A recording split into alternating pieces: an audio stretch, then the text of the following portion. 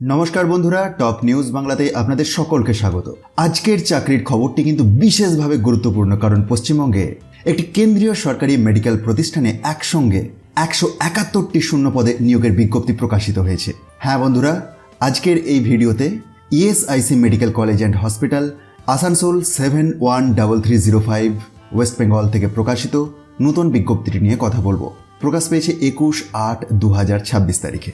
আর সবচেয়ে গুরুত্বপূর্ণ বিষয় হলো এখানে বিভিন্ন স্তরের মেডিকেল প্রার্থীদের জন্য সুযোগ রয়েছে এবং নিয়োগ হবে ওয়াক ইন ইন্টারভিউ এর মাধ্যমে। তবে আবেদন করার আগে বেতন, যোগ্যতা, বয়সসীমা, ইন্টারভিউয়ের তারিখগুলি অবশ্যই ভালোভাবে জেনে নিন। চলুন বিজ্ঞপ্তিটি চটপট কভার করে নেওয়া যাক। তো প্রথমেই জেনে নেওয়া যাক রিমুনারেশন প্রসঙ্গে।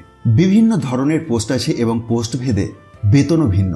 ডিটেলসে আসবো, তার আগে ওভারভিউ হিসেবে জানিয়ে রাখি যে 56,100 টাকা থেকে শুরু করে 1,23,100 টাকা এবং সাথে সাথে অন্যান্য অ্যালাউন্স বিভিন্ন পদ মিলিয়ে রয়েছে।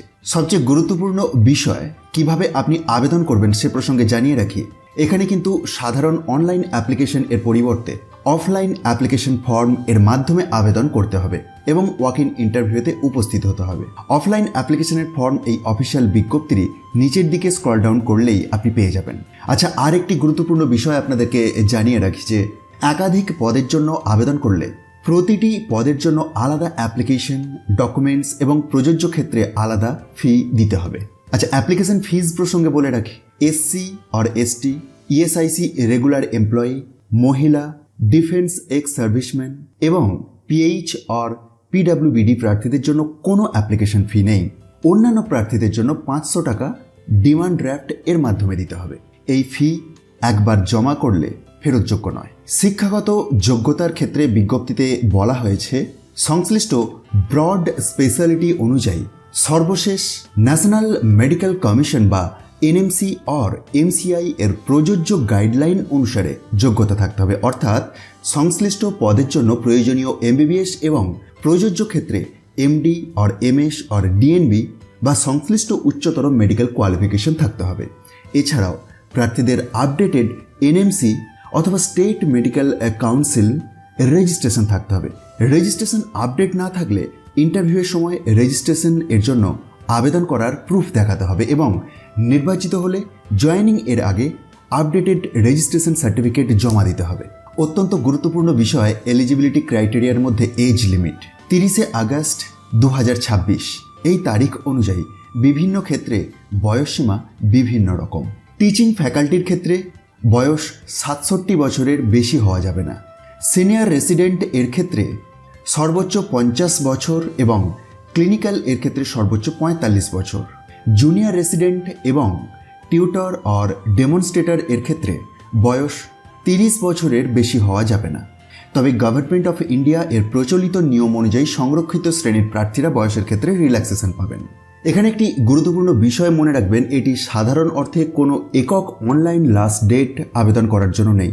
অর্থাৎ পদ এবং ডিপার্টমেন্ট অনুযায়ী নির্দিষ্ট দিনে ওয়াক ইন ইন্টারভিউ হবে। ইন্টারভিউ এর জন্য রিপোর্টিং টাইম রাখা হয়েছে সকাল 9:30 থেকে 10:30 পর্যন্ত। আর তারিখগুলি হচ্ছে 31 আগস্ট 2026 মানডে।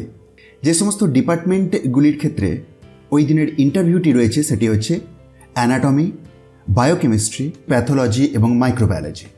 সেপ্টেম্বরের 1 তারিখে medicine, GNO, orthopaedics, paediatrics, surgery.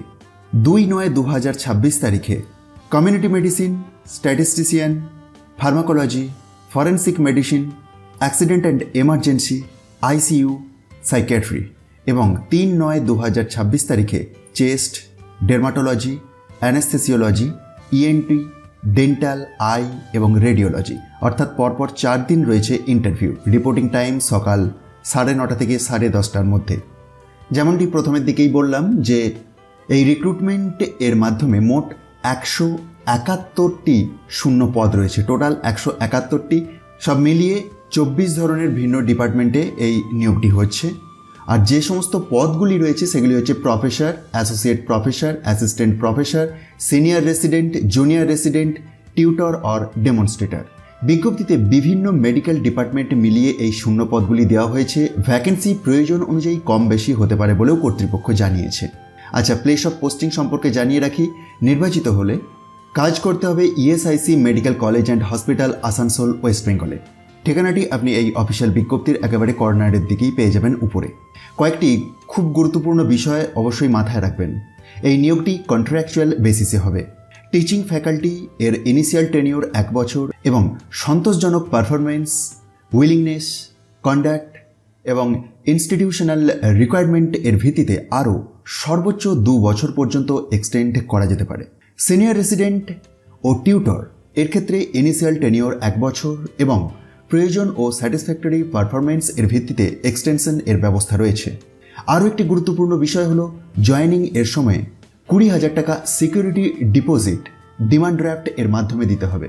Contract সফলভাবে পূর্ণ হলে এবং নো ডিউজ সার্টিফিকেটটি জমা দিলে এটি রিফান্ডেবল হবে।